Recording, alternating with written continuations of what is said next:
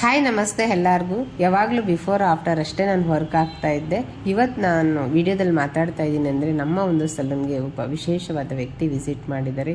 ಈ ಹೆಣ್ಣು ಮಗಳು ತುಂಬ ಚೆನ್ನಾಗಿ ಸಾಧನೆ ಮಾಡಿದ್ದಾರೆ. ಅವರ ಒಂದು ಕೆಲಸಗಳಲ್ಲಿ ಆ ಒಂದು ಸಾಧನೆನ ಒಂದೊಂದಾಗಿ ನಾನು ಹೇಳ್ತೀನಿ, ನನಗೆ ಎಷ್ಟು ಗೊತ್ತಿದೆಯೋ ಅಷ್ಟು. ಇವರು ಬಂದು ಲತಾ ಮಂಜುನಾಥ್ ಅಂತ ಹೇಳಿ 25 ಗ್ರಾಮಗಳಿಗೆ ಪ್ರೆಸಿಡೆಂಟ್ ಆಗಿ ವರ್ಕ್ ಮಾಡ್ತಿದ್ದಾರೆ. ಅವರು ತುಂಬ ಹಾರ್ಡ್ ವರ್ಕ್ ಮಾಡಿ ತುಂಬ ಚೆನ್ನಾಗಿ ಹೆಸರು ಮಾಡಿದ್ದಾರೆ. ಇವ್ರ ಬಗ್ಗೆ ನಾನು ತುಂಬ ಕೇಳಿದ್ದೆ, ಆದರೆ ಇವತ್ತು ರಿಯಲ್ಲಾಗಿ ನೋಡಿ ನಂಗೆ ತುಂಬ ಖುಷಿ ಆಯಿತು.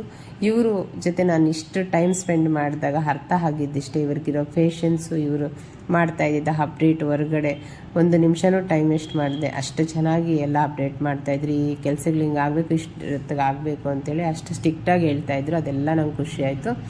ಹಾಗೆ ಈ ಒಂದು ಹೆಣ್ಣು ಮಗಳು ಇಷ್ಟು ದೊಡ್ಡ ಸಾಧನೆ ಮಾಡಿ ಒಂದು ಹೆಸರು ಮಾಡಿದ್ದಾರೆ ಅಂದರೆ ಸ್ನೇಹಿತರೆ ತುಂಬ ಅಪ್ರಿಷಿಯೇಟ್ ಮಾಡಬೇಕು. ಇವರು ಲತಾ ಮಂಜುನಾಥ್ ಅಂತ ಇನ್ಸ್ಟಾದಲ್ಲೂ ಕೂಡ ಇದ್ದಾರೆ. ಅವರು ಒಂದೊಂದು ಕೆಲಸ ಕಾರ್ಯಗಳು ಆ ಒಂದು ಇನ್ಸ್ಟಾದಲ್ಲಿ ನೀವು ನೋಡ್ಬೋದು. ನೀವು ಕೂಡ ಆವಾಗ ಅಪ್ರಿಷಿಯೇಟ್ ಮಾಡ್ತೀರಾ.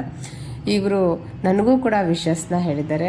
ಅದಕ್ಕೆ ನಾನು ಥ್ಯಾಂಕ್ಸ್ ಹೇಳ್ತೀನಿ. ಇವ್ರಿಗೆ ದೇವ್ರ ಆರೋಗ್ಯ ಕೊಟ್ಟು ಆಯುಷ್ ಕೊಟ್ಟು ಎಲ್ಲ ಕೆಲಸ ಕಾರ್ಯಗಳು, ದೊಡ್ಡ ದೊಡ್ಡ ಕೆಲಸ ಕಾರ್ಯಗಳು ಇವ್ರ ಮೂಲಕ ಆಗಿ ಜನಗಳಿಗೂ ಒಳ್ಳೆಯದಾಗಲಿ ಅಂತ ನಾನು ಆಶಿಸ್ತಾ ಇವರಿಗೆ ಒಳ್ಳೆಯದಾಗಲಿ ಅಂತ ನಾನು ಹೇಳ್ತಾ ಇದ್ದೀನಿ. ನಾನು ಇವರ ಜೊತೆ ಕಳೆದಂಥ ಒಂದು ಅಮೂಲ್ಯವಾದ ಕ್ಷಣಗಳನ್ನ ನಾನು ಯಾವತ್ತೂ ನಾನು ಮರೆಯೋದಿಲ್ಲ. ಅದಕ್ಕಾಗಿ ಅವ್ರಿಗೆ ನಾನು ಥ್ಯಾಂಕ್ಸ್ ಹೇಳ್ತೀನಿ.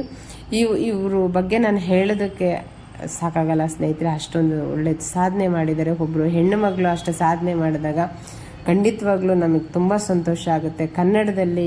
ಕರ್ನಾಟಕದಲ್ಲಿ ಯಾರೇ ಒಬ್ಬರು ಹೆಣ್ಣು ಮಗಳು ಒಂದು ಸಾಧನೆ ಮಾಡ್ತಾರೆ ಅಂದರೆ ಯಾವತ್ತೂ ನನ್ನ ಮನಸ್ಸಿಂದ ಅವರಿಗೆ ನಾನು ವಿಶಸ್ ಮಾಡ್ತೀನಿ.